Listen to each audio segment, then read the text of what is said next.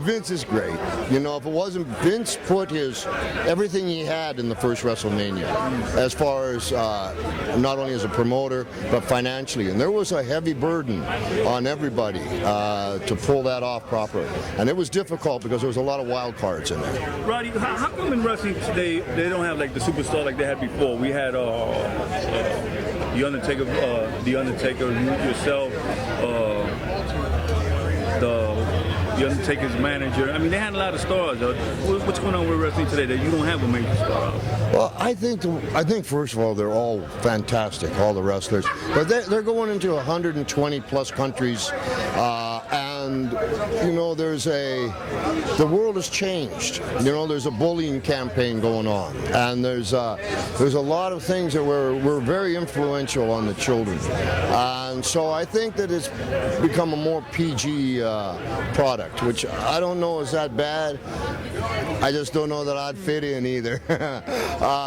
I think they're fantastic. They're trying to push the envelope, and where do you go from there, from where they are right now? And I think that there's an evolution that's going to take place that you're going to see in professional wrestling, the WWE universe, that nobody's expecting. You think that today the Iron Sheik will probably get away with the way things are, the politics that's going on with Iran? You think the Iron Sheik will probably be as big as it was?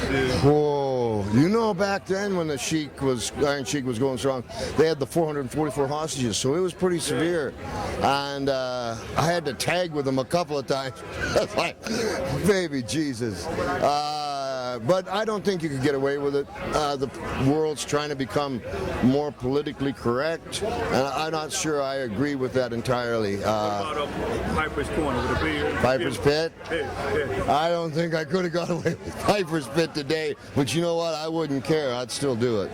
You know, how did you get riled up in it? I mean, it must have taken a lot just to get riled up, because a lot of people really did think that, believe that you Well, I did.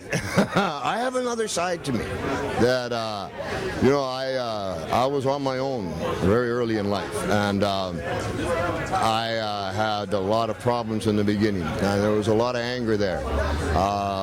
And I think, God takes care of you in mysterious ways. He put me in a ring at a time when it was just like $25 a night. So for me personally, it wasn't, it was a show, I suppose, but it wasn't an act. It was part of me, Fighting Madison Square Garden, what did that mean for you? The first time I fought in Madison Square Garden, I was around 19 years old, and Freddie Blassie stuffed my bagpipes with toilet paper so I would fail. And he did it on purpose. And they came to me and said, "Don't call us, we'll call you." And it took me about 8 years to get back. And it changed my entire life because I got very angry, didn't really care about anything else. But that was a thrust. By the time I got into Piper's Pit and back in the Garden, that was never going to happen again, because the Garden is the most prestigious venue in the world.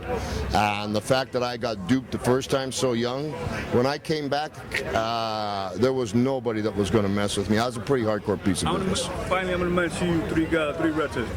Peter Maivia, what you think of Peter Maivia? Peter Maivia was wonderful. I fought him many times over in Hawaii, a real deal chief and a real deal tough guy, man. Mr. Fuji and Torch Tanaka. Yeah, Mr. Fuji, Brother Fuji. He was one of the greatest managers, especially Oriental managers that we ever had. And Torch Tanaka, he came off the James Bond movie as Odd Job, and we used to play with nunchucks. I was just a kid, and we'd play with nunchucks in the dressing room. The fact being, but Fuji and Tanaka, there was a lot of friction there, and they used to both love me as I was coming up, and they'd pull me both ways, and it was torture, it was torture. A lot of icy hot in my underwear. S.T. Jones, the guy always used to S.T. Jones was fantastic.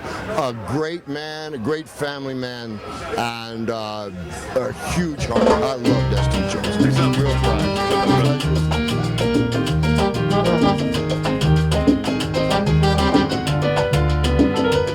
Soy Cristel y yo quiero que tú te suscribas